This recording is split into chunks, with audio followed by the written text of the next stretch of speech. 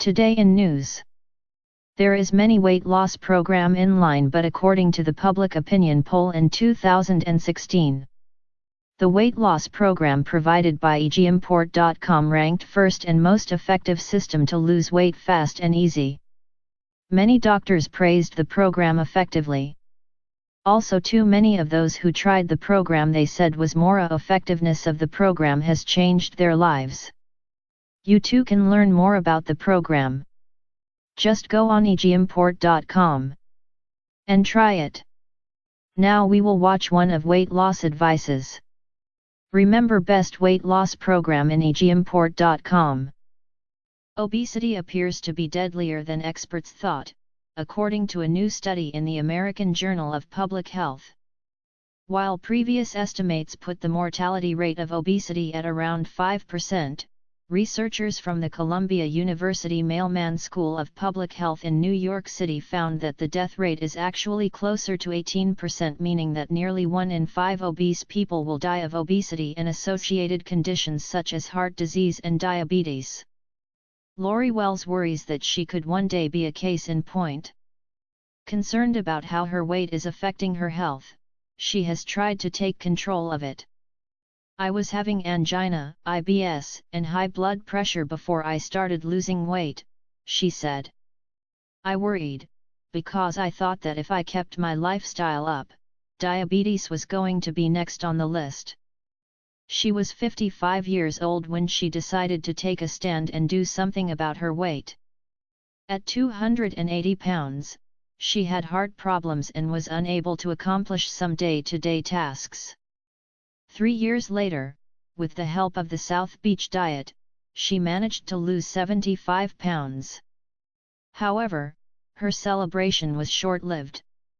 Knee and back problems took away much of her mobility last year, and she put back on some of the weight she had lost.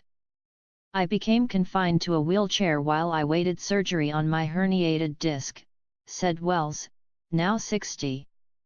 I couldn't exercise, and I started neglecting my diet. I regained 30 pounds. Wells, who lives in Phoenix, Arizona, currently weighs 235 pounds. I wasn't very happy when I started gaining back the weight, she said. It's hard to stay positive and not become so negative that you spiral out of control. Underestimates of obesity's health consequences. Wells is one of nearly 78 million obese adults in the United States, and this study shows that the problem is worse than experts thought. Obesity has dramatically worse health consequences than some recent reports have led us to believe, study author Ryan Masters, Ph.D., a research at the Mailman, said in a statement. We expect that obesity will be responsible for an increasing share of deaths in the United States and perhaps even lead to declines in U.S. life expectancy. The obesity rate in the United States has been steadily rising since 1990, according to the U.S. Centers for Disease Control and Prevention. In 1990, no state had an obesity rate over 19%, but by 2010, no state had an obesity rate below 20%.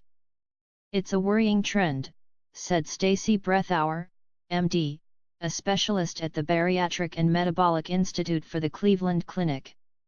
If the obesity rate continues to increase, which we anticipate will happen, we can expect to see an increasing mortality rate as well, Dr. Breathauer said.